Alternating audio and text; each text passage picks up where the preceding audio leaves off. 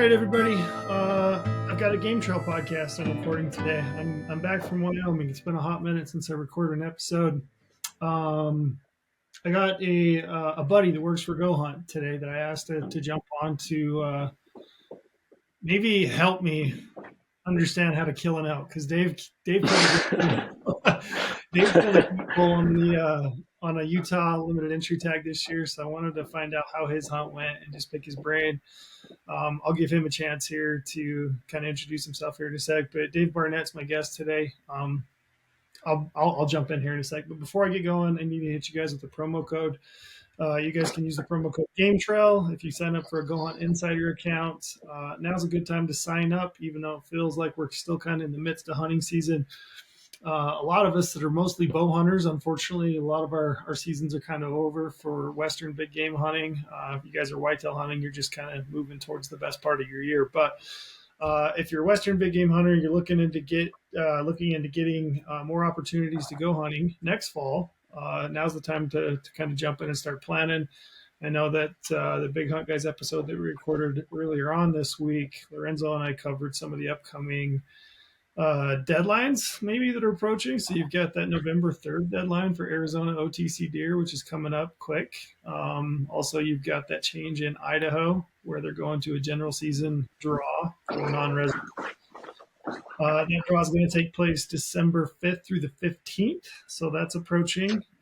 So if you're not an insider, now's a great time to sign up. And if you use that promo code GameTrail, you're going to get 50 points back in the Go Hunt Gear Shop, which is good for $50 that you can use towards the purchase of any gear that you want in the shop.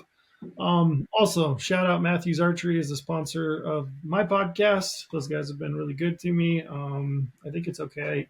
I say I've been playing with a new bow from them. I think guys are going to be stoked.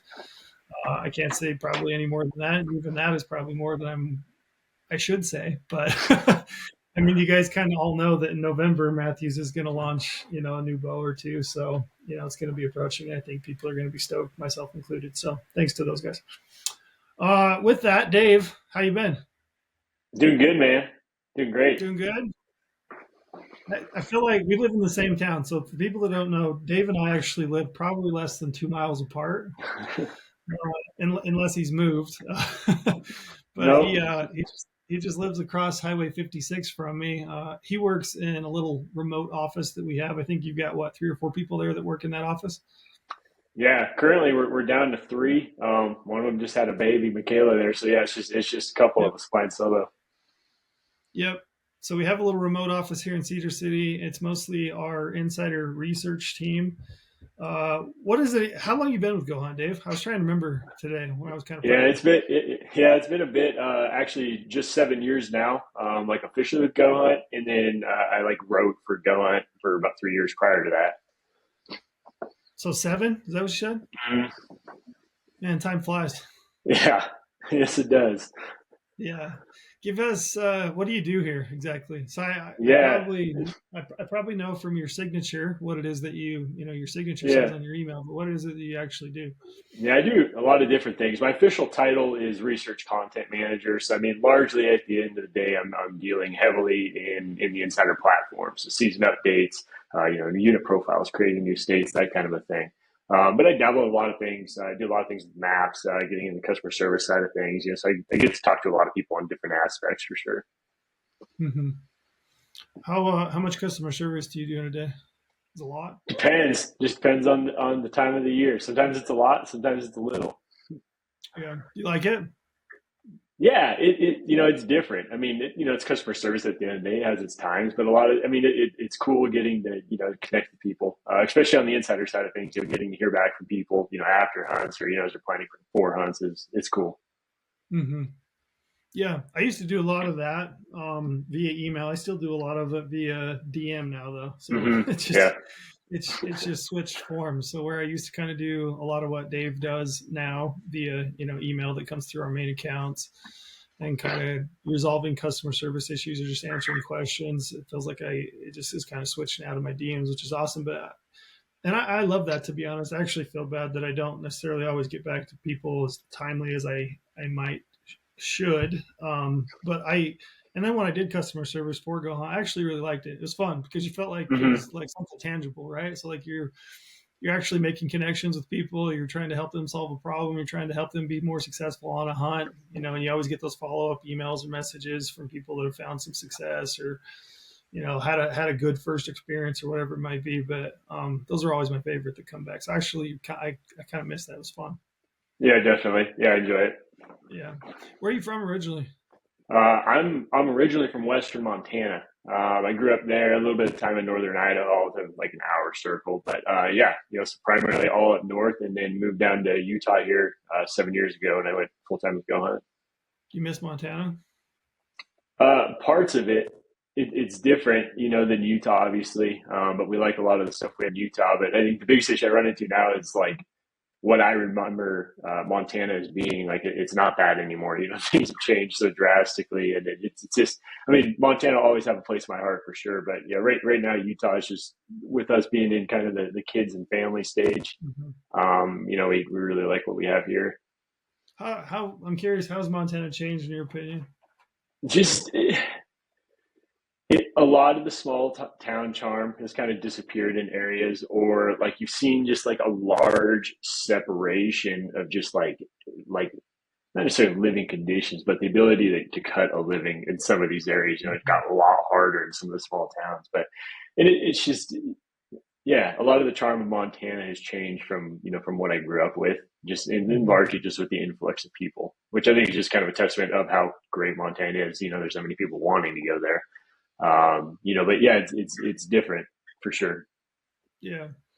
Yeah, it's relative too, right? Because I kind of feel the same way about Utah. I mean, I grew up in Yeah. southern Utah in a super small town, and in a lot of ways, we still live. I mean, you live in Cedar too. It's not a big town by any means. Maybe Hmm. 45,000 people. I don't Yeah. know. But, sometimes I think about the way that I grew up. I feel like my three boys are getting older, and I feel like maybe I've done them somewhat of a disservice by raising them where I have in comparison to the upbringing that I got to enjoy, which is really rural. But yeah, I look back on it, and it's like this. Yeah, I miss the nostalgia. Do you know what I mean? I miss the small town. And I don't know. When I say that, I feel like an old fuddy duddy, right? I'm like, oh, I'm one of those guys. Like I'm middle aged now at this point. Like middle aged people were when I was a kid, and they look back and they're like, Right. man, the good old days. That was when it was great.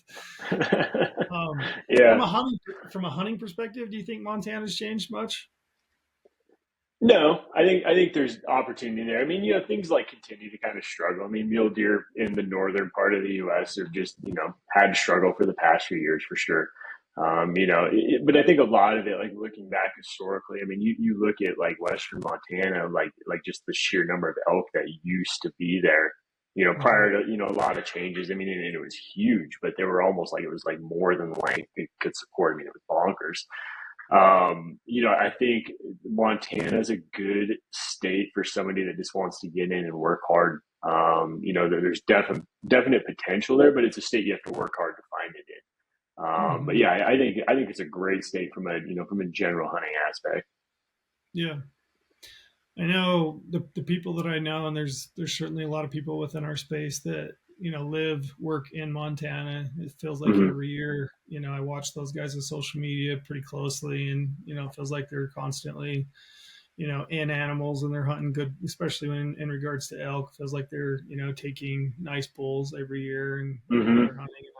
And there's a part of me that's like, man, what if?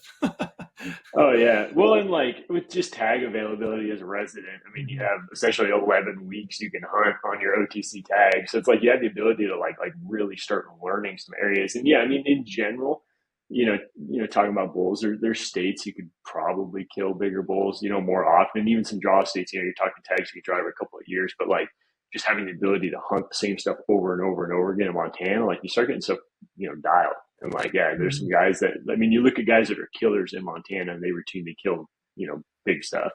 Yeah. Yeah, yeah, I miss. I mean, I think I envy. I should say is maybe that's the word. I envy people's ability that live in a state like Montana or Wyoming Hmm. to buy an over the counter permit, have the opportunity to hunt branch antlered bulls or bucks every single year, and kind of, get to know an area and like really dive into it year after year after year and really figure it out. I envy that. And it's not impossible as non-res, it's just a lot harder. Totally. Yeah. And I mean, like I took advantage of it for sure when I was there, but like I definitely realized like after moving back out of Montana, like how valuable that general resident tag is, just like Mhm. state Wyoming. I mean, yeah, there's just a lot of potential with that tag, and there's like so many different ways like you can hunt Montana. There's so many different terrain types. Yeah, I mean, you can kind of do whatever you want there. Yeah. Since you're you have a background in history with Montana and you're a research Mhm. guy as far as our draw odds and the systems and how they work. I had a couple questions actually. So I had a guy reach out Mhm. today actually, and he was like, "Hey, I'm interested in drawing a Montana general season elk tag, um, and I'm leading the witness. I know the answer to this, but I think it'd be good to Mhm. cover." He was wondering if you can you hunt any and all general season units if you draw that permit, or do you have to pick units or a unit? Yeah, totally. Yeah, that's kind of the beauty with Montana. Like as it is currently, if you have the general tag, you can hunt any general unit that's available. Now there are some caveats you have to watch. Like some units may have a general season that's only open for say like cows or spikes. Hmm. You can't kill a branch bull on that, or maybe some units might only have a general rifle season, but they don't have an archer season. So you have to watch things there. But yeah, I mean, really at the end of the day, you could go from the far east side of the state to the far west on that OTC tag. Okay, So you so have a lot of flexibility in bouncing. yeah. The other question I would have for you in regard to Montana, and this is even one for me that's like every year every freaking year I have to dive in and like Hmm. reread it Right. and reread it and reread it. And I just barely went through this process because I went back through and I, purchased my bonus point. So bonus point, that period closed September 30th, I believe, right? Yeah. Okay. Correct. So I bought my bonus point for elk. Bought a bonus point for antelope for the 900, I guess, because Hmm. I thought maybe I'm starting to become more and more infatuated with antelope. So I figured, why the Yeah. hell not, right? I might actually drive to Montana to hunt an antelope, which I would have never Right. said 5 years ago, but I might. So I bought those two, but then your preference point purchase time frame is still open, right? Yeah, so that runs to the end of the year. Okay. So talk me through preference point in Montana, Hmm. what it applies Yeah, to. Would you buy one? Should you buy one? Should you not buy one? And how that whole system works. totally. Yeah, this is like hands down, this is the number one question I get every year. Like come app season, it's always Montana. And like at the end of the day, Montana has a really simple point system, but it's so convoluted with just weird rules that like yeah, it's chaos. So basically your preference points, those are used to draw your combination licenses in Montana. So you got a non-resident, you have a combination deer, which is just a deer tag, you have your combination elk, which is just the elk tag, or you have the combo, which is deer and elk. So you have three different options you can use. It's one preference point that is applicable to all three tag choices. They're no separate there. So basically now how the system runs is 75% of the tags are going to be guaranteed to your highest point holders. So real similar like the Wyoming system. And the remaining 25% are going to be drawn random. But the weird caveat to that remaining 25% is that they're only made available to people with 0 points. So you run into this weird situation right now where in most cases the people at say the 1 point level like don't have enough points to draw any of the 75% of the tags. But because they have 1 point, they're now nullified from that 25% of the tags that go to the 0 point holders. So you end up Mm-hmm. in a weird situation where you have, a marginal odd at 0 points, and then you have a 0% odd at 1 point, and then it back up again. So there's like some weirdness to that. Now, the other thing you run into is Montana is very, very stringent with preference point purchase.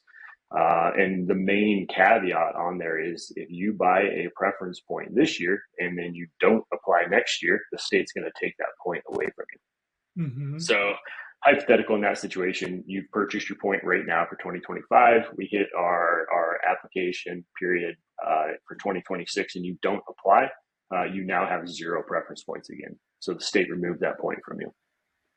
So if I bought one, right? So if I bought a Mm-hmm. preference point for elk and I go into this coming draw for Mm-hmm. 2026, which is usually in the spring, Mm-hmm. I don't apply, they'll purge my point that I just bought. a week Yep. ago or whatever. Correct. Yeah. Correct. Yeah. It's wild. Yeah, so you really got to pay attention to that. So generally, like my recommendation is if you're going to go the point route, purchase your point the year before you're going to apply. And then when you go into the draw, this is kind of another caveat with Montana that's interesting. Montana allows you to purchase points when you submit your application, and those points will apply to that application. So, So, so if I understand that right, if I just purchased a point in September, I purchased a preference point, right?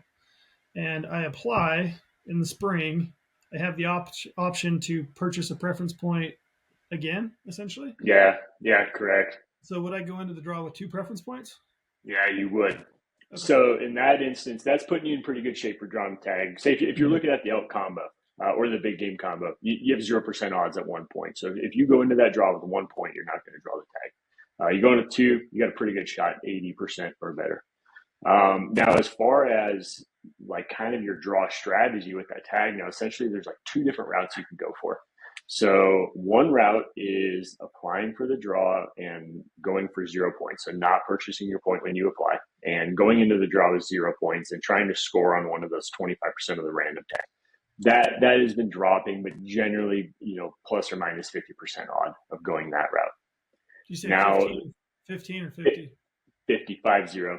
Okay. Now, the issue with going that route is if you don't draw your tag, so you apply to 0 points, you didn't draw your tag, because you participated in that draw already, Montana is not going to let you build a preference point this year now. So your only opportunity, if you apply, is to buy your point when you apply. Now, the other side of that, if you have 0 points and you go to apply and you decide to purchase your point when you apply, you're going to go into the draw with 1 point and you have 0% chance of drawing. Yeah. So if you're a person that's just looking to build a point, you don't want to go that route because you're paying your app fees, you're paying your base hunting license, conservation, et cetera. There's a lot of prerequisites you have to do that. If you're just going to build a point, you can purchase the point later in the year. It runs from July 1 to December 31, and it's $100. You don't have to do any of the prerequisite stuff, so it's cheaper going that way. But yeah, so going back to your abstracts, yeah, if you go in at 0 points and you don't draw, you're restarting next year at the 0 point pool again. Yeah. So it's kind of the gamble you make.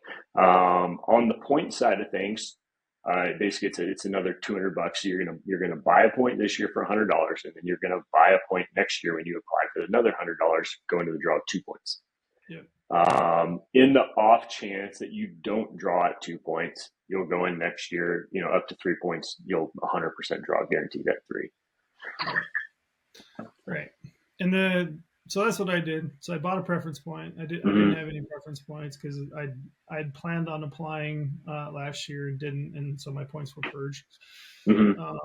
So I didn't have any points. I bought the preference point. My plan was to apply, purchase the preference point when I apply, assuming that I would go into the draw with 2 points.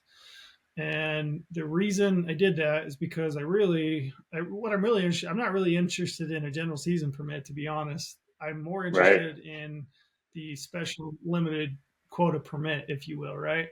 So that's like another part of the Montana's whole draw system is in order to be in the draw for the special limited quota permit, say that's like a Missouri breaks tag, right? You have to draw first the general season combo before your application is even considered, right? And so I figured my best chance to draw the general season combo was to buy a point when I apply, hopefully draw that, and then at least my my application would be considered. So that's kind of what I'm hoping. Yeah. But man, I wish they'd make it easier on folks.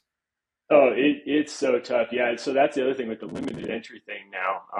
Those run on bonus points, which cool thing on bonus points is they don't expire. So you can buy those, they don't expire. And same caveat applies to those during the draw when you submit your app. You can pay your bonus point fee. That point will get applied to your app for this year. So you kind of get a little bonus going in, if you will. The limited entry tags, you have to first draw your general tag to get the limited entry, and then you run into issues where, say, if you're a guy that's like, I'm only going to hunt a limited entry tag, it's the only tag I'm going to hunt Montana.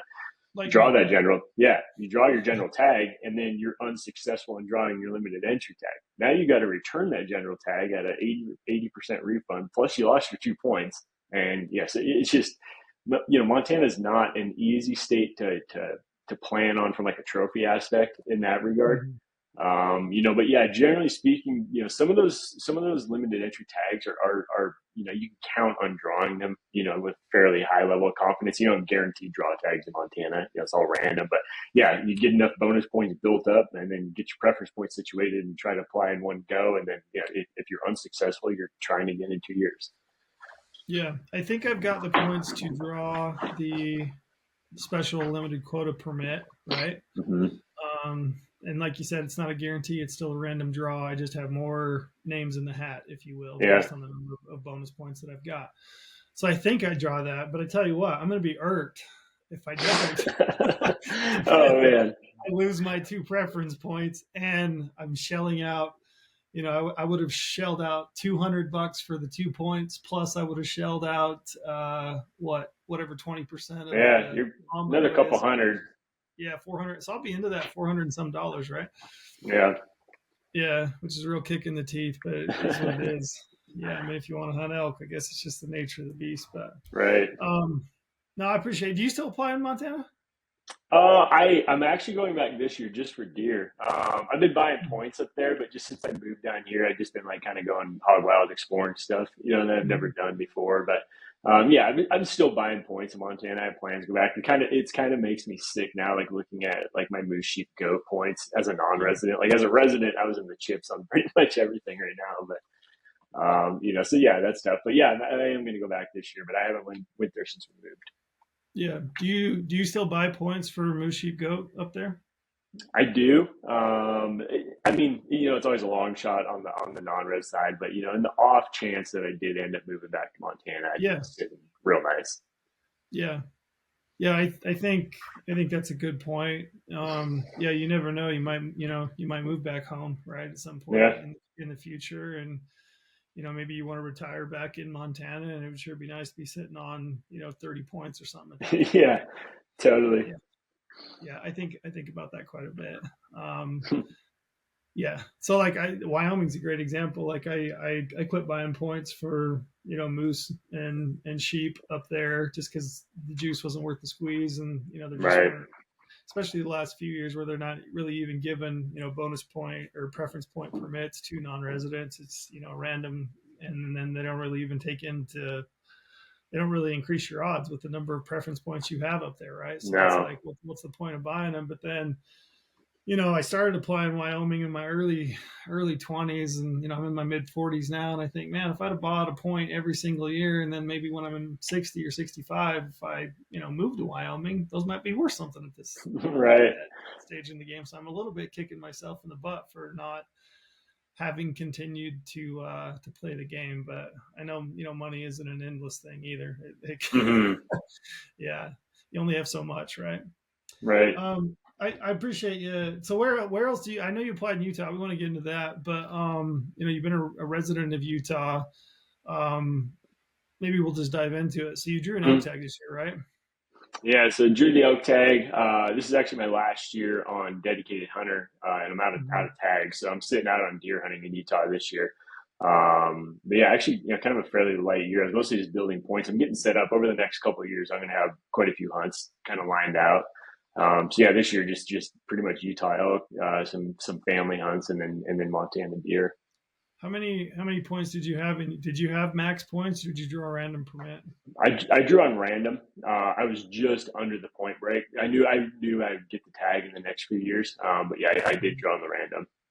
Gotcha. How'd you decide on the unit that you applied for? Honestly, I just kind of took a realistic look at things. I was building points here in Utah for limited entry elk. And honestly, I was just kind of tired of waiting. And I didn't have a lot of points, but growing up in kind of cutting my teeth in elk hunting in northern Idaho and western Montana, I mean, number one, like elk hunting was like a meat getting mission for us. So it was like the only time you ever killed something big was because like that was the first animal they got in front of you. So like Mhm. elk has always been like a big passion of mine, but it's also always been just like a meat thing. We hunt just kind of hunted for meat. So like with that, like I've killed nice bulls, but I've never killed anything like big.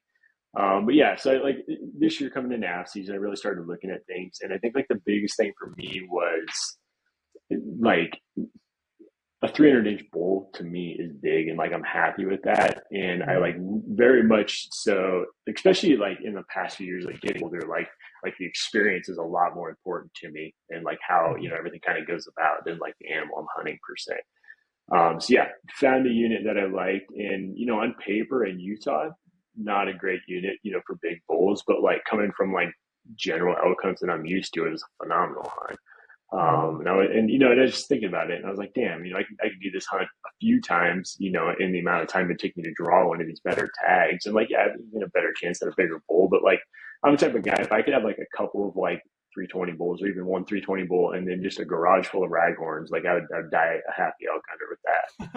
Right. So I was like, yeah, Mhm. I just want to have a good time.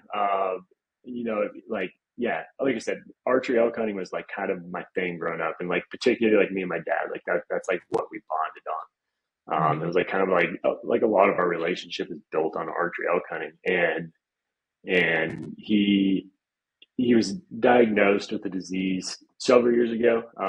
He's been around longer than he should be based on averages with that. So like time is limited. We've been trying to. It's kind of a weird thing. We've done a lot of last hunts over the past few years, and it's like kind of like a weird like emotional thing to go through. It's just like he keeps on kicking and he's doing great and it's awesome, but it's always like it's kind of a weird thing. Like that it's like one of your last hunts, but like you don't know if it is. Yeah. Um, so like getting to experience like a really good archery elk hunt with my dad was like an important thing that I wanted to do. Mhm. So yeah, put in for the hunt, ended up drawing, which was awesome. I was stoked. And then kind of just started diving into e-scouting on the unit. I felt good. I mean, I feel very confident in my e-scouting, like locating elk, and it's just the unit kind of had everything that I like in an elk hunt. I'm not much of a backcountry guy for elk. I really kind of like stick into like just fast elk hunting in like kind of pressured areas and finding pockets and jumping and moving. And that's kind of like my forte, if you will. That's what I like. Mhm. And this unit was real conducive to that. Yeah. Which is it's interesting. I've been it's been highlighted more to me in the last couple of years than ever before. In that style of hunting is as much a skill as anything. Like Mm-hmm. the individual that can feel comfortable for one, like hunting in and around other people and roads and trails and hearing other people bugle.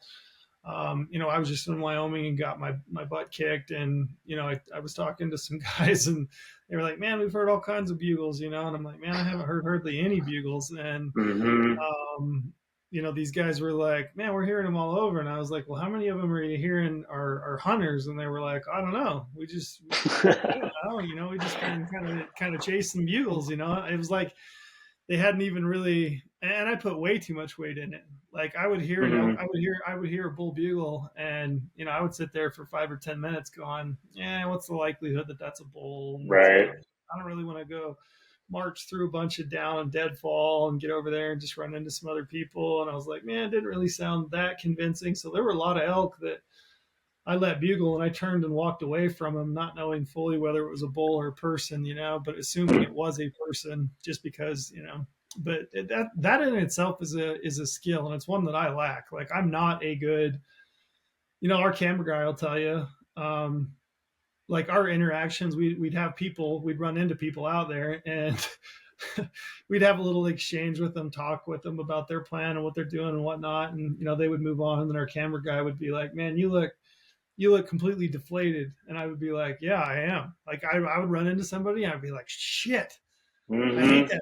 You know what I mean? I'm not good at it. I don't know how to deal with it always. You know what I mean? And so that in itself is a skill, and there are people that are definitely good at it. So I think it's cool that you're like that's your style and you're comfortable with it. And there's a bunch of elk that are not all that far from a road, and if you can come proficient at that, I mean, you can do really well. Yeah, totally. And that's where like I mean, like I said, I'm not a big bull killer, but like I feel quite a few elk tags, and most of my Mhm. elk are usually mile and a half to 2 miles off the road. They're pretty close. And I think like for me, kind of the big kick on that was like struggling with like a unit that has like amazing habitat throughout the unit, right? So like I would be always like, okay, I got to find the X where the elk are, so I'm trying to figure out where all that is in the sea of habitat. And at the end of the day, like you're kind of ending up in the same like little like roadless sections, that look good, and a lot of people are hitting those too. And for me, like the big change was instead of looking at those units and being like, okay, I got to figure out where the elk are. The easiest thing was figuring out where people are, because I think they're a lot more predictable. And then just kind of realizing the fact that like elk really don't care where they live as long as their needs are met, and they're going to do whatever they can to avoid people. So usually they end up in just shitty spots. So I would just go through and just look at spots that meet the criteria for elk, your typical just north facing, whatever. But look for like the small holes the guys are going to be driving around. They're not really hitting. Maybe you got to cross a creek and get into this spot or something. And then it's like I find a lot of elk like that. Yeah. Is your dad, does he live here in Utah now, or does he still live in Montana? He lives in Idaho, northern Idaho. Gotcha. And that's cool that he was able to come down and hunt with you. Yeah, it was so awesome, man. And like, yeah, so I mean, leading up to the hunt, like I put so much more pressure on myself than I needed to. And like I had just like it was like I had so many little buckets or like experiences that I wanted to get. Like at the end of the day, like I wanted my dad calling a bull for me to kill, and there's like all these things. So yeah, I mean there was, things rolled out different than I was expecting, but at the end they turned out how I wanted them to. But yeah, it was very cool getting to share that with my dad. Yeah. So with that hunt opening in August, did you go out in August, or how did you end up landing on the dates? Yeah. When did you? So I actually did not go out in August, which I know like limited entry tag people are like, why weren't you out there? So like I went up in July with my wife and kids. Like so for us, like during the summer, like we bought a camper a few years ago. Like we camp every weekend. Like that's our big thing. So we took a long trip, took the kids up there, pulled the camper up, spent the weekend. And mostly then, I mean, like obviously I was looking for elk, but I was just kind of ground checking stuff, driving roads, seeing access stuff, and just because like things always look way different in person than they do on the computer. So yeah, we did that, and then so I did have plans to go up opening weekend. My idea was just to get up there, just kind of cover ground, not necessarily try to kill anything, but just see what was there. And honestly, my biggest worry was that I was going to kill a bull without my dad there. So I decided not to. So we waited. We got up there, I think it was the second or third. It was the last few days before the spike hunt ended when we got up there. So I ended up killing my bull in the 8th or 9th, something like that. But so we got up there kind of the second half of the season, if you will. Gotcha. So what was everybody, I know we did a podcast about it, but everybody supposedly this year, was going to be the most epic elk rut of all time on the 20th, with the equinox and kind of landing with perfect, rut timing. And for me, certainly it did not pan out to that. Right. I've had tons of messages, and I would say probably 80% of the people I've talked to kind of had a real similar experience that I did. And that's from Arizona, Colorado, Wyoming, Montana. And I mean, certainly there were pockets that got hot, but it's really had me down rabbit holes trying to understand exactly what happened this year in regards to the rut. And I'd love to be able to better predict that in the future. Right. So I've been down rabbit holes, but the full moon was on a 7th. So, which, you would say the 7th of September, through most of the Western United States, it's going to be warm. You have a full moon this year. Maybe the elk will be bugling a little bit, but if they are, they're going to be at nighttime. So I'm interested in what your experience was in regards to the rut this year. Yeah, totally. The Utah archery season is just interesting just because like it ends early. So like you look at like a typical archery hunt, it's kind of interesting. But yeah, I mean when we first got there, like bulls were talking, but they were pretty timid. Like if you tried to do anything, they weren't into that at all. The last probably 3 or 4 days of the hunts, we started getting some bulls that were getting worked up. Bulls that were working each other up, moving in, and started getting a little calling, opportunities. But I mean, they were still a little timid. But I mean, dude, honestly, we heard way more bugling than I was expecting. We got into bulls every day, heard bugling every day, like good calling activity every day, and it was pretty. I mean, with the full moon, like kind of a funny like story. I completely forgot all batteries for headlamps. I had like one set of batteries for a headlamp for the whole trip, and like we were like far enough out. I mean, we could have gone there to town, but it was like an hour drive or whatever. But with the moon so bright, like we never used headlamps the entire trip. But even with the full moon, like it was pretty predictable. Like we'd get like bugling for like an hour in the morning, and then like midday, 11 to 2, like they'd start teeing off pretty hard again, and then they'd get up, that last hour. So, but it was kind of the same thing every day, and it was enough that like we really never had like midday naps, like a mountain nap that you get on an elk Mhm. hunt on this hunt. It was just like it was steady enough, and there was enough bulls that like we'd get a bugle going and check on one, and if he wasn't big enough or we blew him up or whatever, we'd turn and go after another bull that we had talking to. Gotcha. So yeah, Um, it was good. do you have a date that was like man, it was really really rolling, like it was hot and heavy? No, I wouldn't say we ever got anything like real crazy. And like most of the herds that we got into, you'd have like maybe one other bull, kind of there. Mhm. So but there was nothing. We never got anything like real wild, like you're really hoping for. Gotcha. But yeah, we got a few. The bull that I killed, he was pretty worked up, but yeah, nothing too crazy. Yeah. Take me through. So take me through. Take me through. Yeah. Do you have any close calls prior to that Yeah, bull? dude. We had it was fun, man. So we had the first day we got there, made a big loop into this area that I scouted. Got into a bugle right away at first light, and ended up running down after him and very timid. I did a locator bugle out in this one spot. We kind of lost him. I did a locator, and like 5 minutes later, we were cruising on this trail. He responded like within 150 yards, like real close. He just let one Mhm. out, and yeah, as soon as we started working on that bull, like he left immediately. Like he wasn't having it.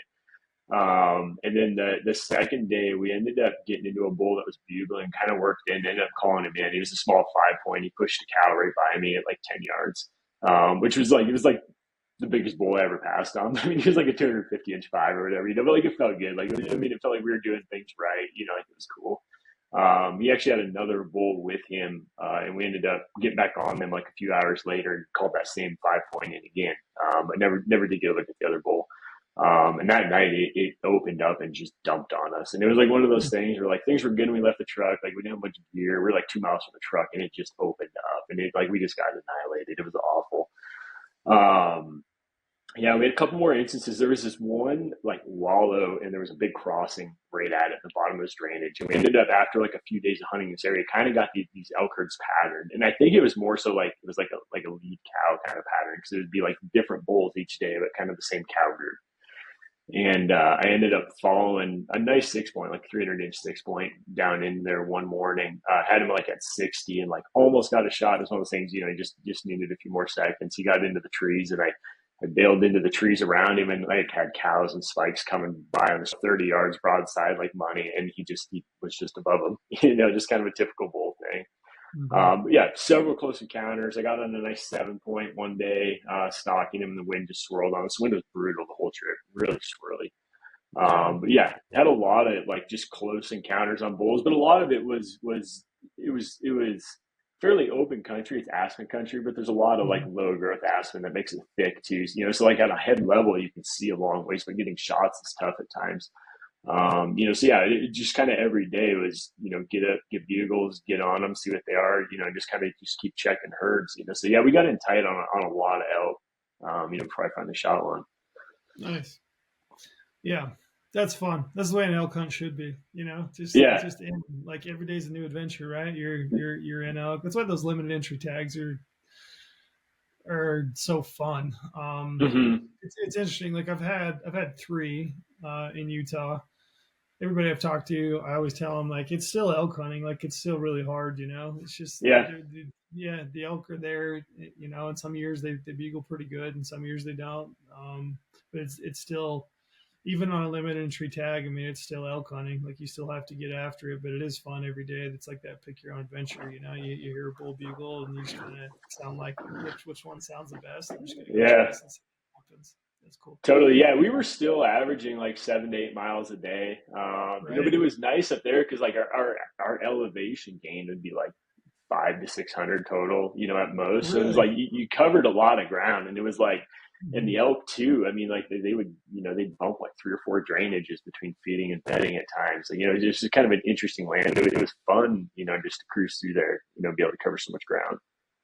Were you running into a lot of people? Spike. I mean, I guess you waited till the spike hunt ended, so Mm-hmm. that would have those hunters wouldn't have been in the field. Were you running into like people recreating, deer hunters, anything like that? Yeah, so yeah, we didn't. I didn't run into a single hunter in the field at all the entire trip. Never ran Wow. into one person.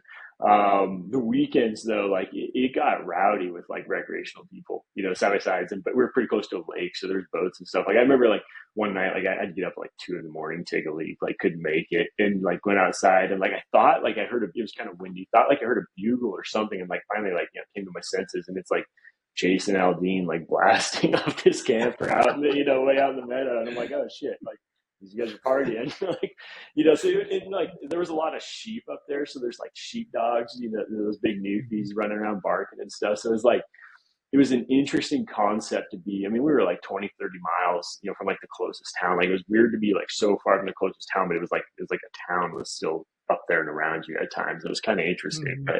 But yeah, as far as hunting pressure, we didn't run into nobody. Yeah. Take us through the bull that you killed. How'd that work out? Yeah, it started out. This whole hunt had a lot of like weird setbacks, and I like kind of had like a weird feeling, like in the middle of the hunt, that I was like, okay, like I laid out in my head like kind of my mental checklist of like what I wanted out of this hunt. Here's the experiences I wanted. And like in a weird way, I feel like the universe was like, okay, but here's the crap you're gonna have to go through to get it. So like there was like Mm-hmm. just a bunch of like just kind of weird setbacks on this hunt, and like it became like kind of clear to me that it was like, okay, you just got to keep dealing with these and just keep getting up, keep doing it. Like something's gonna happen. Like we're getting so close every day, like it's gonna happen.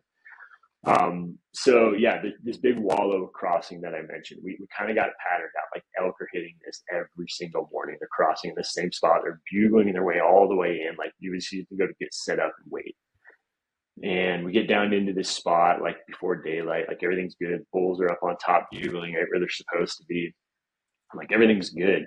We can hear elk moving around above us. Like everything's coming in, and then all of a sudden, this sheep. We can hear some sheep way off, and this one just starts screaming, and like just blood curdling, and then like all goes silent, and then coyotes start yipping like crazy. So coyotes like kill the sheep, like I don't know, 300, 400 yards Really? down the drainage from us. Yeah, like it was gnarly. And then all of a sudden you can hear the newfies come running in barking. I mean, like it was just chaos. And like the elk are kind of bugling, but I mean, they're tapering off or whatever.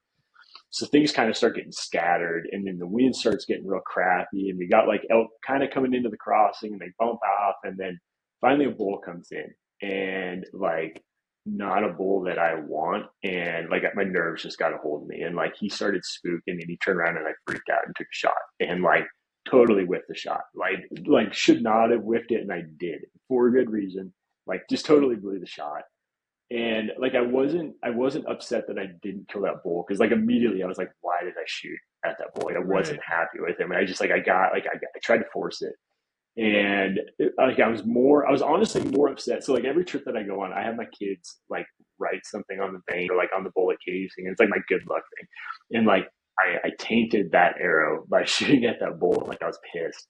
And like, so we like went up there, found the arrow. I unscrewed the broadhead, like the arrow was fine, threw a new broadhead on, and like popped it back in number one. Like, so, we're good to go. But so like kind of a crappy morning. Elk are totally scattered now. Like I missed a bull. Like our plans are shot. So we go back to the camper, and like I was being a baby. Like I was feeling bad for myself, and got a little snack, and I was like, all right, like we got to go back out. I'm like, there's still a lot of elk here. I know they're here. So we have this new spot we want to go check out. We take a rip up there, and somebody's parked there. And I'm like, okay, of Mm. course, like, this is how it's going. And I'm like, whatever, let's just go check the drainage, like adjacent to where we just were. So we run the truck in there, he parked, and by now I don't know, it was like, probably, I think it was like 12 or 1 o'clock, somewhere around there, like mid afternoon. We start heading in. We're like 100 yards from the truck, and a bull cracks off the head end of the base, and like, shit, here we go. So we like kind of keep working our way in there, working our way in there. We end up running into a group of cows with no bull with them. And the whole time, like this bull is bugling up at his head end, and he's kind of like on a saddle between two drainages. And like as we get closer, it becomes apparent that there's another bull bugling, say maybe a few hundred yards behind him. So they're like fairly close proximity to each other. And we're just all the time. This bull's bugling every 30 seconds to a minute, so like pretty often. So we just shut up, get the wind right, and I just start cooking in. And we get tight. We're probably within 100 yards, and it's pretty thick aspen where we're at. This bull's still bugling, and so I just leave my dad, and I start heading in, sneaking in, and I'm close, like damn close, like 20, 30 yards from these elk. I can hear moving, like hear the bull screaming and everything. And finally, like through the aspens, I get this little hole, like a basketball size hole, and I can see a cow's head in it. And I'm like, okay, they're right there, and I'm like glassing, and I behind her, I can see like maybe like a foot and a half of beam and like his third point sticking out. And I'm like, okay, I'm like, it's a mature bull. I don't know what he is, but like he's mature at least. So I'm like, messing around in this hole, like trying to get a shot on him. He's like kind of moving back and forth. And I just can't find an opening to get an arrow through. And like the whole hunt, kind of like our go-to plan was we got a bull bugling. We'd get in fairly tight, and I'd get like 50, 60 yards ahead of my dad. And we'd kind of, move in as a unit, if you will. But eventually, like I'm holed up in this spot for so long, I turn around, like my dad's like 10 yards behind me, like he's caught up now. Right. And I'm like, he's right here. And I'm like, so it's like, if you can imagine, it's like this big, like kind of just like circular area of this crazy thick aspen brush. And like, I'm on the edge of it. And I'm like, I'm just going to like try to sneak up and around it and just see, like, there's got to be a hole somewhere. And so like I dump my pack, my dad crawls up to that, and I start taking off. And like, I can tell I'm close, like I'm real close. Like, so I can hear things and see things every once in a while. And like, finally I find this trail that like goes down in the middle of this thing. So I'm like on my butt with my bow in front of me, just like kind of scooting down this trail. I got like one cow at like 10 yards feeding. There's another one like a few yards behind her feeding. So I let them pass. This whole time, like I'm within 20 yards of this bull for probably like 10 minutes. And like he's just screaming. And like at this point, like I can't see him. Like he's right in front of me, but I know he's there, but I can't see him. And there's like this downfall log I have to climb up and over. So I like scoop my butt up on it. And like once I get to the high point, all of a sudden I can see his beams right in front of me. He's bedded now, right in front of me. And I could like just see like the top of it and like kind of the outline of the frame. But I'm like, okay, like he's a narrow, tall bull, but like he's got mass, he's heavy. Mm-hmm. And like I remember like distinctly at one point, like crawling in, like I knew he was mature, and I knew like at one point, like as I'm crawling in, this is before I spotted him the second time, where I was like I'm gonna get a shot on this bull, and I know that I'm supposed to kill this bull. And like I felt at ease of like not really knowing what he was. I was working so good that I was like, I know like this is what I was supposed to do. And so like, yeah, anyways, I come up over this log and I see him bedded right in front of me. He's like 15 yards now.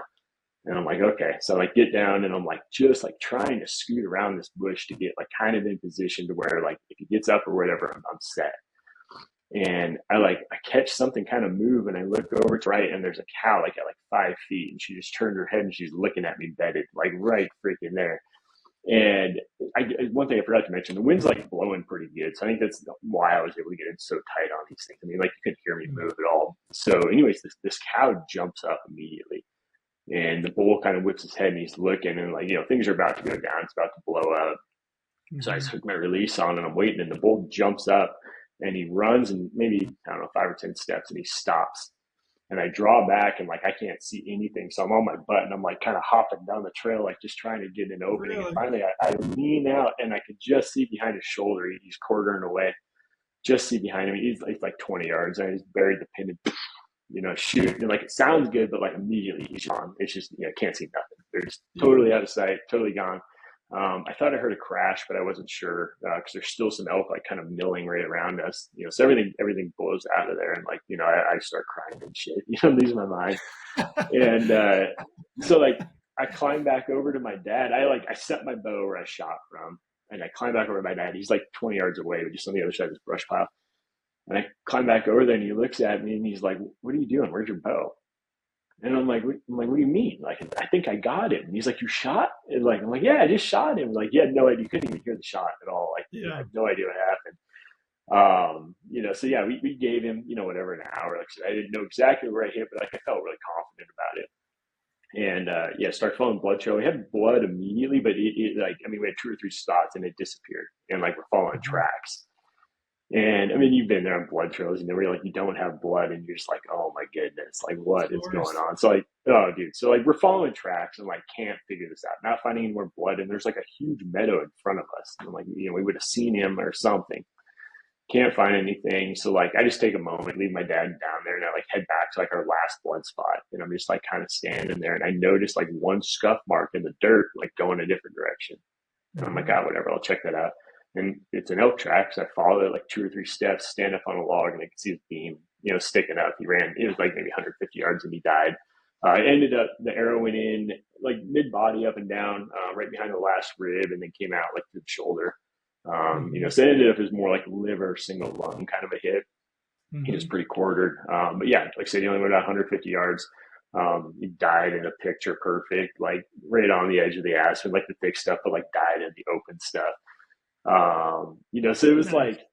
it, like looking back on it, like I said, I had so much pressure on myself for this hunt. I was like, I got to kill a bull, above this, and I need to have it called in, and I want to kill it at 20 yards. I always felt like a money shot, whatever. Like I had Mm-hmm. all of these things, and like in reflection on the hunt, um, like I didn't kill the bull necessarily how I wanted to, but like all of the check marks that I had or check boxes that I had for this hunt, like got checked off at the end of it. Like I got Right. every experience I wanted out of this hunt, and like ultimately I wanted the biggest bull I've ever killed, and like he might be there. He's pretty much like tied with like my best bull I've ever killed, but like ultimately at the end of the day, like the score didn't like mean anything. Like I just like I was upset that I put so much emphasis on that at the beginning of the hunt to myself. Mm-hmm. But like at the end of it, it was just like the experience of it was so rewarding, and like just like the hunt itself was so good that like I didn't care. Yeah. Yeah. Can I take you back to so you said you had a moment where you missed a bull, you went back to the trailer, you were Mm-hmm. throwing a little pity party for Yeah, yourself. I've been there. Certainly, I've done it. yeah, yeah. Yeah, I'm curious. What was your dad's reaction? Was he like classic dad mode in that scenario? Was he giving you pep talks? Yeah, he was.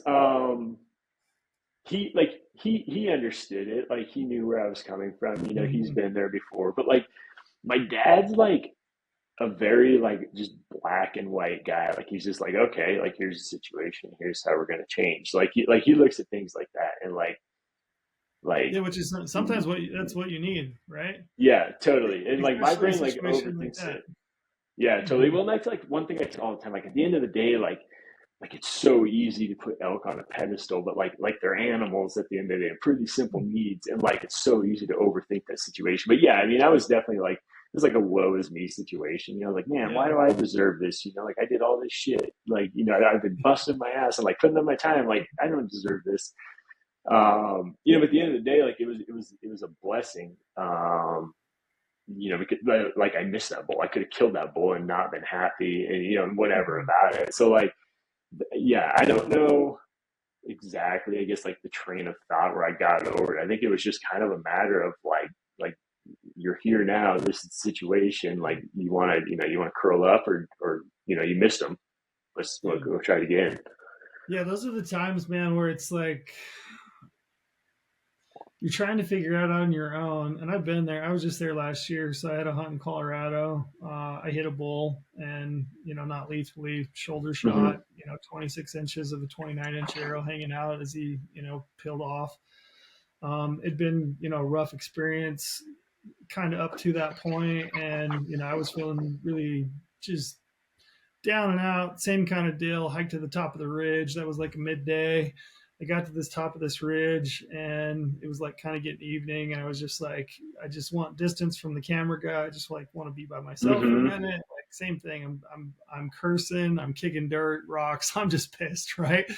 And I'm down and out, and I'm low, and went to bed. Lay down in my bivy, and I'm laying there. I'm trying to decide like, what do I do? Like, do I keep hunting? Do I go home? And like every part of me was just like, you know what? This just like was not meant to be. Like, you should go home. Just go home. Like, wrap it, right?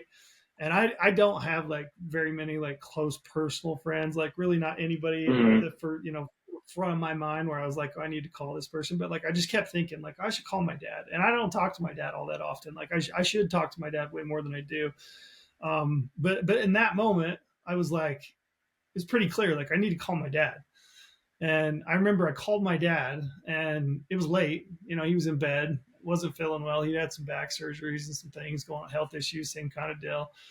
I gave him the whole scenario, and you know, kind of similar to your dad. Like you just sat and listened. He just like listened to me, Mm-hmm. you know, go on. And then at the end of it, he was kind of like, you know, what do you think? And I was just like, I don't know. I just want to be done. Like, I want to go home. And he was just like, well, you know, is that going to fix it for you? Like, you go home? Like, is it gonna make you feel better? I was like, you know, no, I'm gonna be mad. I'll be madder because I gave up on it. And he's like, you should stay. He's like, you should stay and hunt. You should stay and keep hunting.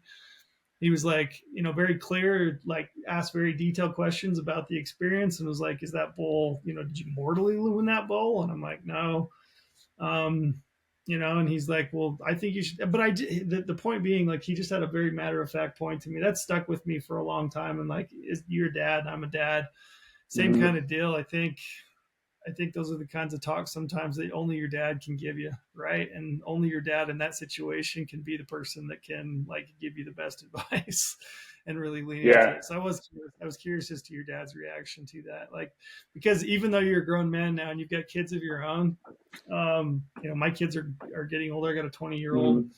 Mm-hmm. You know, I'm in my 40s. My dad's never stopped being a dad. Like when I've needed him, he's like, I'm gonna give it to you straight, just like I always would as your dad. Yeah, totally. And it's like it's such a weird concept to me, just like growing old and like how like how you Mm-hmm. viewed your parents and like now like you were their age when you were starting to think those thoughts of that. Like it's just it's Yep. interesting. But yeah, I mean that's one thing that like I really enjoy about hunts now is like I do a lot of Mm-hmm. solo hunts myself, and like the mental aspect is like the biggest part of the entire thing. And like I'm a firm believer, especially when it comes to elk, that like persistence kills elk. Like if you stay after it and stay after it and stay after it, like that'll trump skill to some extent. Mm-hmm. So like as I've gotten older, and I think just more like open to the thoughts of life, like just like there's so many good lessons that come from like really shitty, Mm-hmm. challenging hunts, and then like just the Yep. clarity on like family, like for you having to, the not to call your dad, or just like how much you appreciate your family, that much more when you're getting your ass just handed to you. Yeah, for sure. I'm glad you got to spend that time with your dad. That's really cool. You know, Yeah, I think that's neat. I think, it was a special hunt, and like looking back on it, it just it gets that much cooler, as we get to kind of go on, and like just thinking about what we got to do together. And like I said, I mean that really was it was like the crowning jewel of like all elk hunting that we've Mm-hmm. had together. I mean, I started bow hunting with him when I was like 6 or 7, and like I seen things like growing up as a kid that like a lot of grown men won't ever experience, like in the elk woods, and like Mm-hmm. all that was because like he toted a 7-year-old around with him, and so yeah, getting that to come full circle, and like I know like him getting to watch me do those things, things that he's taught me to do, like I know like he was stoked on it. Yeah. Yeah, like the last bow hunt I really shared. I mean, I shared a few others, but the last one that I was able to go with my dad, where his health was good.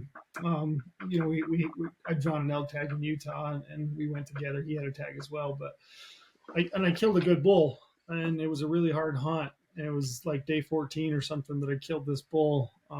He's a good bull. He's out here on my ping pong table, but um, like the actual shot, the hunt itself, like I remember it, but the things I remember the most are just like conversations with my dad, like moments with my dad. Like my dad, he's funny. I remember multiple days, you know, we would hit a creek like midday, creek crossing, and he'd be like, "Hey, let's like peel off and like take a bath, you know, in the creek." Like he would, you know, take his you know, his feet and dump them in the creek and like wash his feet real good. You know, he'd lay down in it, kind of bathe, you know, like Yeah.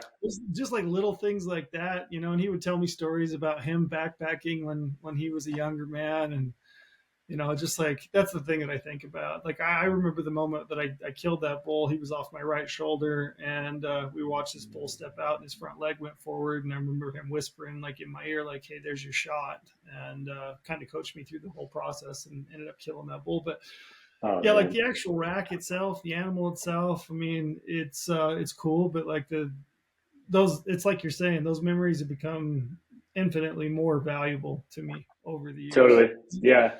Yeah. And we had like, yeah, cool little like, encounters and things like that that happened on this hunt that Mhm. like kind of made it. Like there was one thing, my dad several years ago gave me a hunting knife that was my grandpa's. He died when I was 3. So like I never really knew him, but like him and my dad were tight. Like, they hunted a lot.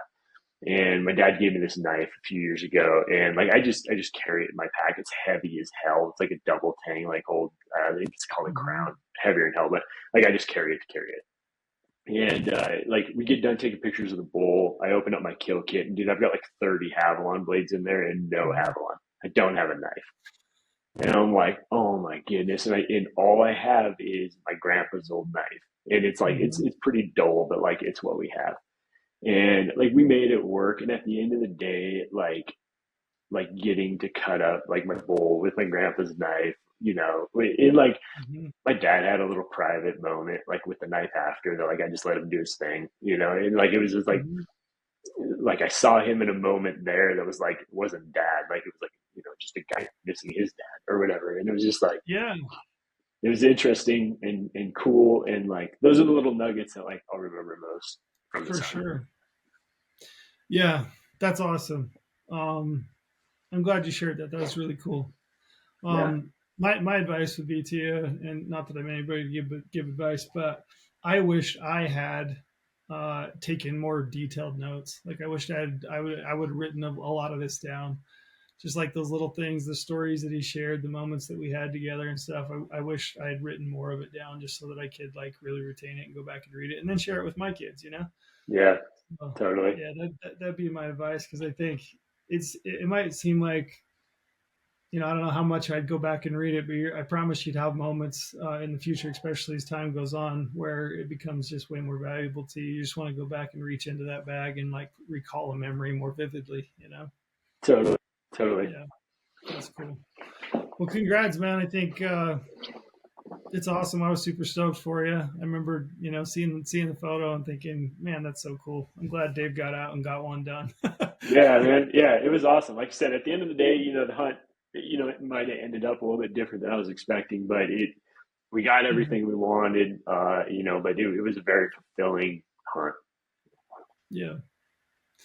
That's cool. Any so we've already I was gonna ask you some gear related questions at the Yeah. end, but we already found out that you forgot a knife and you forgot the Yeah. batteries for your headlamps. Right.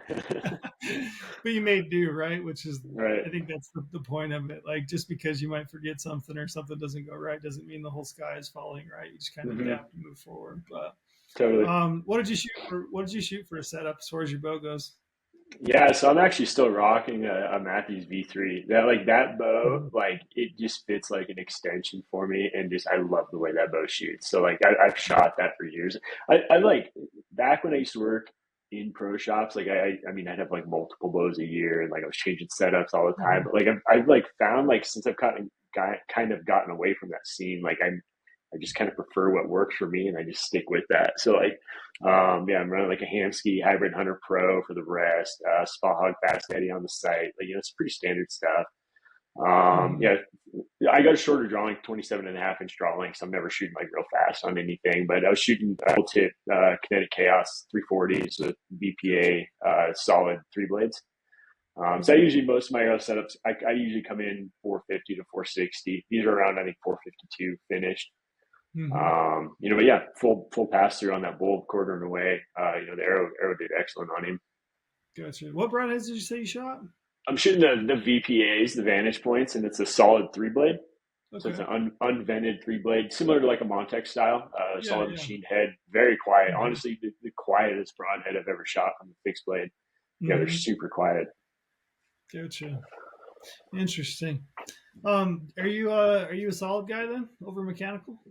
Yeah, I always have been, not to the extent that like I'm like an anti-mechanical guy. I Mhm. do like mechanicals, and I've killed stuff with them. I think that I think that they have their place for sure. I think my biggest gripe with mechanicals is guys switching to mechanicals because their fixed blades aren't flying, and then Yeah. not doing the tuning to still get the efficiency out of that mechanical too. But no, I definitely carry them. There's situations where I like them. Gotcha. Very cool. What'd you shoot for a release? Shooting a wise choice. three finger. Okay. Got you. Yeah, the old wrist strap. Yeah, yeah, I've been a big fan of that thing.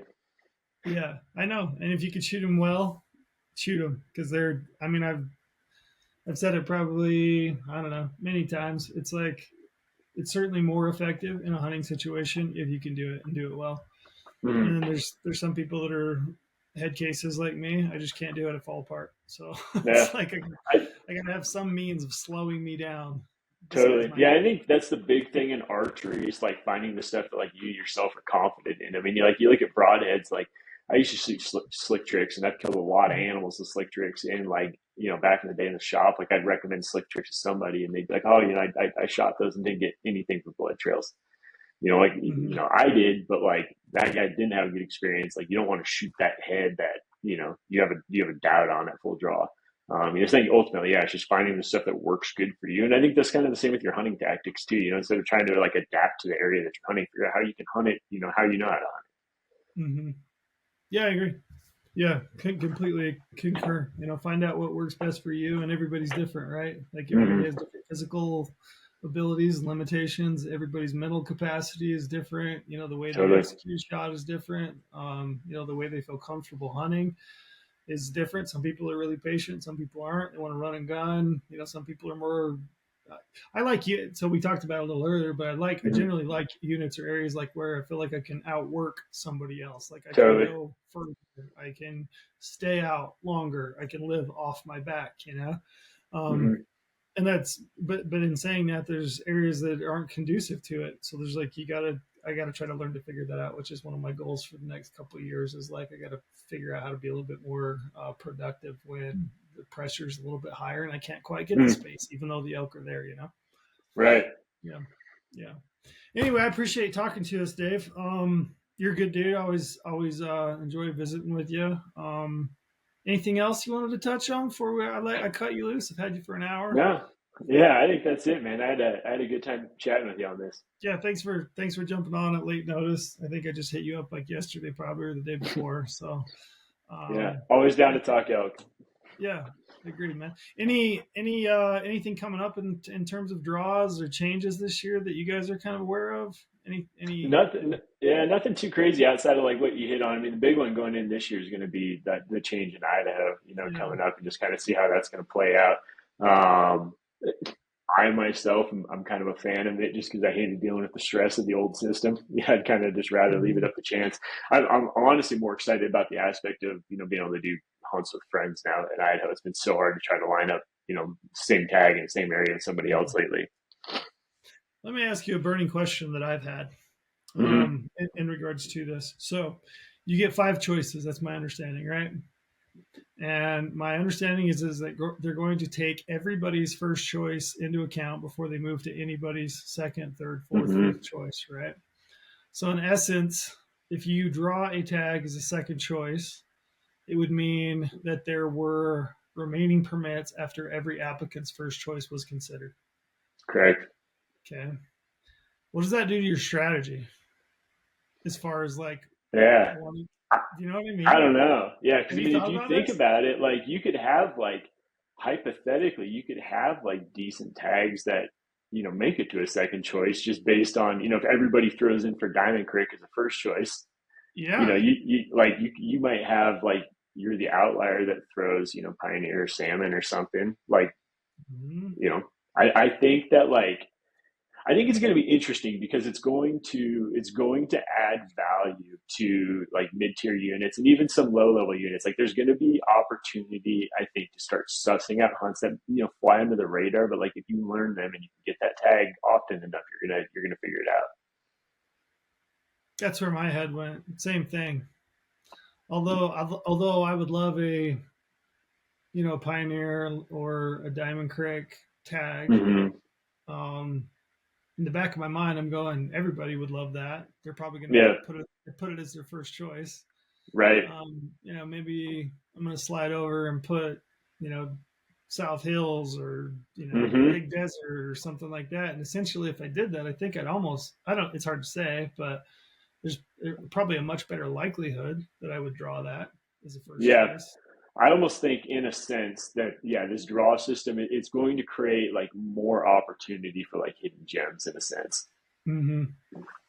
Yeah. Do we know if they'll? Do you know if they'll publish odds? Like, or will we be able to cover odds? Will they pub? Will they? Will they give us that Yeah, data? I'm hoping we'll be able to get that. Yeah, I'm curious to see like how it all looks, and like kind of Yeah. how that plays out. But yeah, I definitely that's the plan. Yeah. Well, interesting. Yeah, I'll have to. I'll have to dig deep and see what I end up coming up with. But Right. that'll be neat. It's fast. It's like not all that far out. No, I know. Yeah, you're like just getting done with stuff and I having know. to restart.